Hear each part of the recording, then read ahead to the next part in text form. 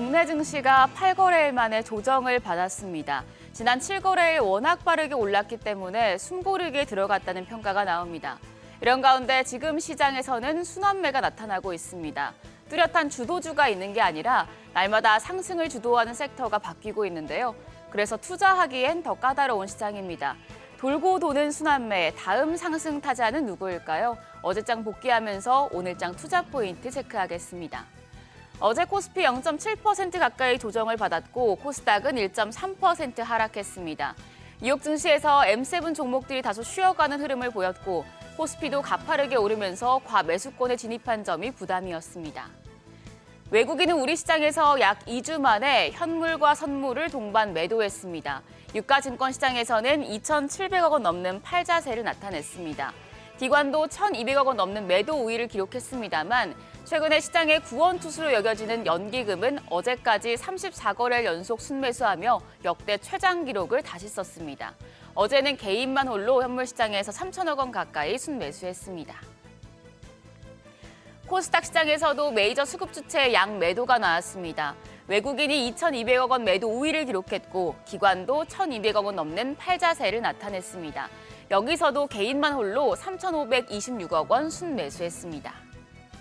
업종별 순환매가 그 어느 때보다 빠른 모습입니다. 그래서 시가총액 상위 종목들도 흐름이 바뀌었습니다. 직전 거래일 강세를 기록했던 삼성전자와 SK하이닉스, 반도체 투톱 모두 조정을 받았습니다. 특히 SK하이닉스는 3% 가까이 하락했습니다. 현대차와 기아 등도 약세로 마감했습니다.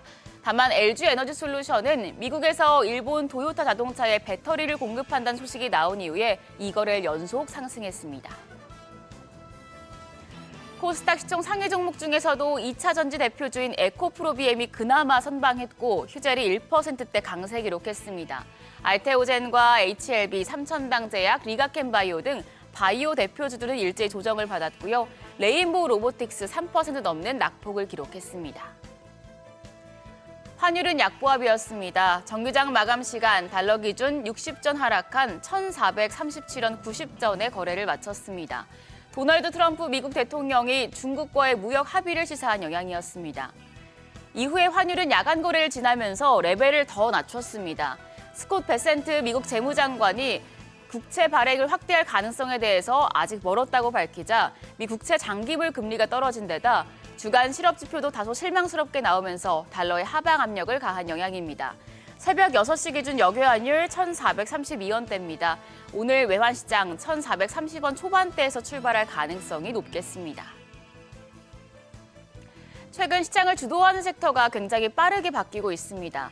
방산과 조선에서 반도체와 2차 전지로, 그리고 어제는 조선과 반도체는 내리고 엔터와 화장품이 시장 상승률 상위권을 차지했죠. 이리저리 옮겨다니는 순환매 장세는 당분간 이어질 가능성이 높은데요. 그렇다면 그 다음 타자는 누가 될까요? 증권가에서는 그동안 부진했던 철강 업종의 반등을 기대하는 목소리가 나옵니다. 어제 우리 정부가 중국산 두꺼운 철판, 후판에 대해 많게는 38%의 관세를 매기기로 했기 때문입니다. 중국산 후판은 한국산보다 가격이 20% 이상 저렴한 것으로 알려지는데요. 지난해 후판 수입 물량 대비해서 중국산 후판 수입 비중이 65.7%에 달하는 등 국내 시장에서 중국 후판의 점유율이 높아져 있는 상황입니다. 그런데 이번에 산업통상자원부 무역위원회가 중국산 후판의 반덤핑 관세 부과를 기재부 장관에게 건의하기로 하면서 국내 업체들의 판매량이 늘어날 것으로 전망됩니다. 상상인 증권은 지금 당장 실적이 개선되는 폭은 제한적이겠지만 점진적으로는 이익 개선을 기대할 수 있다고 밝혔습니다. 메리츠증권은 후판 생산 국내 기업들의 점유율 확대가 기대된다고 밝혔는데요. 국내 업체들 중에서 후판 매출이 높은 기업들은 동국제강과 포스코, 현대제철 등입니다. 국내 철강 기업들이 순환매 다음 타자가 될 수 있을지 주목됩니다. 오늘 일정 보겠습니다. 가장 중요한 일정은 첨단 재생 의료 및 첨단 바이오 의약품 안전 및 지원에 관한 법률 시행입니다. 이른바 첨생법이라고 하는데 첨생법 개정안 시행으로 임상 연구 대상이 모든 질환으로 확대되고 임상에서 안전성과 유효성이 확인됐을 경우에 식약처 허가 없이 희귀, 완치 질환자를 치료할 수 있게 됩니다. 신약을 개발 중인 기업들이 수혜를 입을 수 있겠는데요. 어제 전반적으로 약했던 제약바이오 업종 내에서 관련주들 오늘장에서 반등할 수 있을지 관심이 모아집니다. 한편 어제 시간외 거래에서는 AI 관련주가 또 올랐습니다. 정부가 인공지능 국가대표 정예팀을 선발해서 AI 모델 개발을 위한 자원을 집중 지원한다고 밝힌 영향입니다. 관련주들 강한 흐름 이어갈지 지켜보시죠.